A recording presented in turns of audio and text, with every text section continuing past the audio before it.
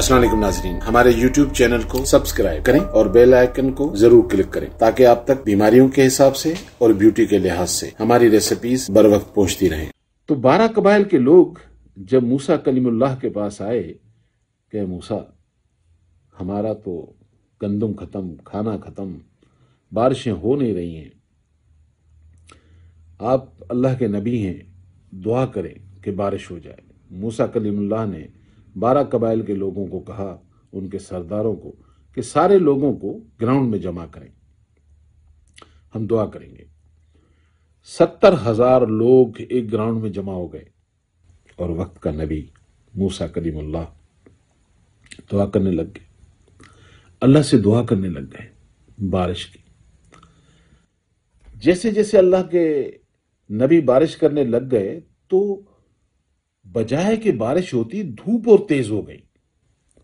जब धूप तेज होने लगी तो मूसा कलीमुल्लाह ने कहा कि या अल्लाह, मैंने तो बारिश मांगी थी, आपने धूप तेज कर दी। तो क्योंकि मूसा कलीम से कलाम करते थे अल्लाह, तो अल्लाह ने कहा, ए मूसा, इन 70,000 लोगों में एक ऐसा शख्स खड़ा हुआ है जिसने ऐसे ऐसे गुनाह किए हुए हैं, मैं बारिश नहीं करूंगा जब तक ये खड़ा हुआ है।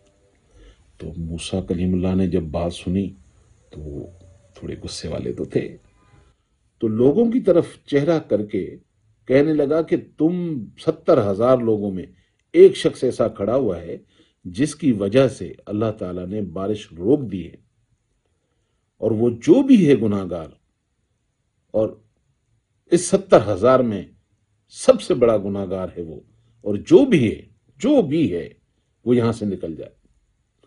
अब 70,000 लोगों में एक इंसान ऐसा था जिसने रियलाइज किया अपने गुनाहों को। अब दिल ही दिल में कहने लगा कि अगर मैं अंदर ठहरता हूं तो बारिश नहीं होगी, और बाहर निकलता हूं तो बदनामी हो जाएगी।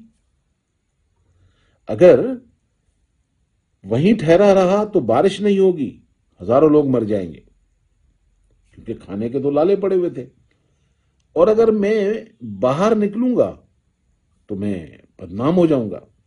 तो वो दिल ही दिल में अल्लाह से कहने लगा, या अल्लाह, 70,000 लोग हैं, अगर मैं निकलता हूं मैं तो बदनाम हो जाऊंगा, मुझ पे, मेरे गुनाहों पे पर्दा रख लें। अभी ये अल्लाह से अभी कंप्लीट तौबा नहीं, मगर वो तौबा की तरफ चल रहा है, अभी उसकी बात पूरी नहीं हुई और बारिश शुरू हो गई। जब बारिश शुरू हो गई तो मूसा कलीमुल्लाह ने इधर देखा, उधर देखा, देखा कोई निकला नहीं, बारिश हो गई। तो मूसा कलीमुल्लाह अल्लाह से पूछने लग गए कि या अल्लाह, बंदा तो कोई नहीं निकला, आपने बारिश कर दी। तो अल्लाह सुब्हानहू तआला कहते हैं कि मूसा, जिसकी वजह से रोकी थी उसने हमसे तौबा कर ली, हमने बारिश कर ली। तो मूसा कलीमुल्लाह कहने लगा, या अल्लाह, ये तो बता, ये बंदा कौन है? वक्त का नबी अल्लाह से सवाल कर रहा है कि ये बंदा कौन है जिसकी वजह से 70,000 लोगों की दुआ रुक गई। तो अल्लाह उसे जवाब देते हैं कि मूसा, हम दुनिया के तमाम इंसानों से कहते हैं कि लोगों के ऐब के ऊपर पर्दा रखो। आज तू मुझसे पूछ रहा है मैं अपने बंदे का पर्दा उतार दूं? नहीं हो सकता ऐसा। मूसा कलीमुल्लाह को भी नहीं बताया गया। यानी कि अंदाजा करें कि अल्लाह सुब्हानहू तआला ने हमारे गुनाहों को ढांपने के लिए भी हमारे ऊपर चादरें रखी हुई हैं, और हम इंसान हैं कि एक दूसरे के ऊपर से चादरें उठाए जा रहे हैं। जो जिसके बारे में आ रहा है, जो जानते हैं उसको सरेआम किए जा रहे हैं और खुश हो रहे हैं, इत्मीनान हो रहे हैं।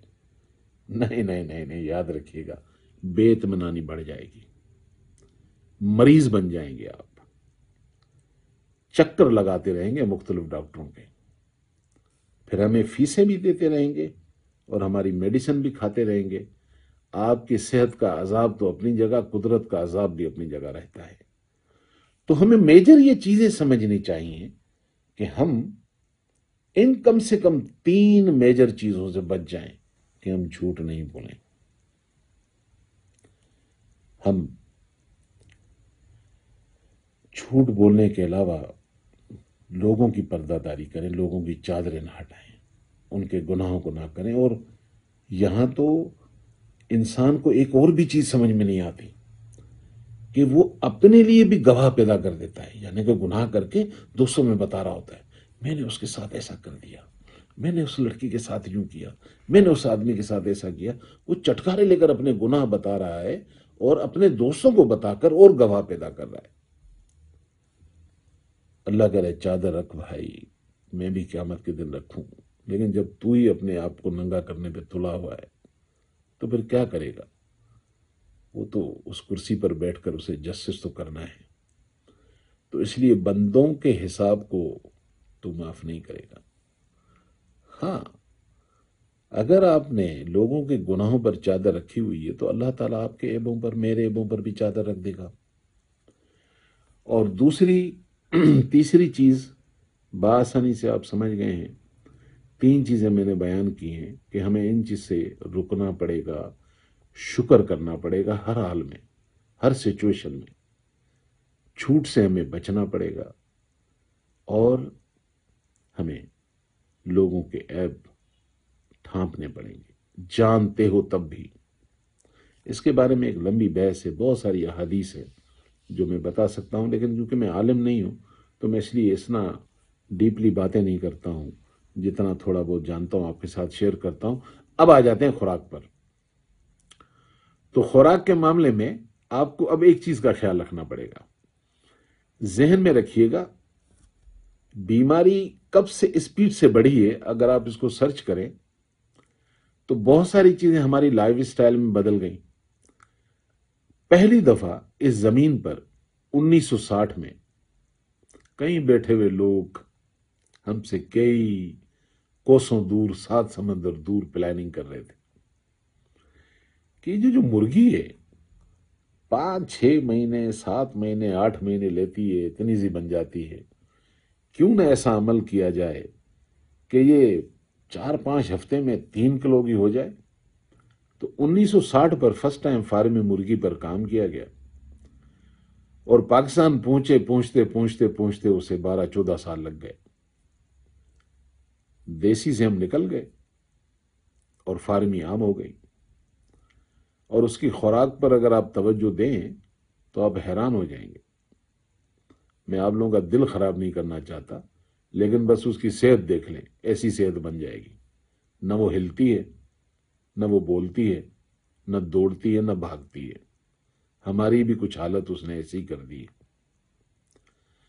جس طرح کے کیمیکل اسے کھلائے جاتے ہیں وہ ہماری باڈی میں جا کر 1960 سے لے کر آج تک جتنی بیماریاں، میں اگر اس کو لکھنا بھی چاہوں تو مجھے کئی دن چاہیے ہوں گے۔ کئی بیماریاں بنا دی اس نے، ہماری قوت ہی ختم ہو گئی، اوپر سے ہمارا لائف اسٹائل، ہلتے ہم نہیں ہیں، کھانا پینا۔ میں نے اپنی زندگی میں، برا نہیں مانیے گا، میں نے اپنی زندگی میں ایک اچھی چیز گدھے سے سیکھی۔ گدھا بھی سکھاتا ہے بھائی۔ آپ سوچ رہے ہوں گے گدھے سے عیسیٰ بھائی نے کیا سیکھ لیا؟ شارٹ کر کے بتا دیتا ہوں، آپ بھی ٹرائی کر لیجئے گا، اس میں کیا برائی ہے۔ کبھی کوئی خوراک برتن میں رکھ کر گدھے کے سامنے رکھ دیجئے گا، گدھا کھائے گا نہیں، پہلے ناک سے سونگے گا، پھر وہ کھائے گا۔ پہلے وہ چیک کرتا ہے کہ یہ چیز جو دی گئی ہے میری صحت کے لیے اچھی ہے کہ نہیں ہے۔ اگر مسلمان کو دیکھنا ہے تو ولیمے میں دیکھ لیجئے گا۔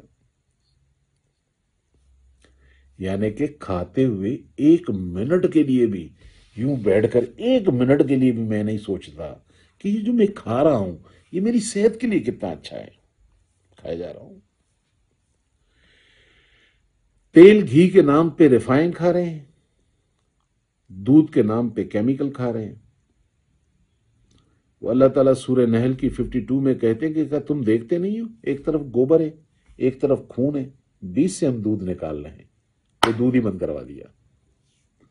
یہ کہہ کے کہ کیمیکل، اس میں یہ ملاوٹ، اس میں وہ ملاوٹ، اس میں اس طرح کے آپ کو اشتہار دکھائے جائیں گے کہ آپ کا تو کھلے دودھ سے دل ہی خراب ہو جائے تاکہ آپ ڈبہ خرید سکیں۔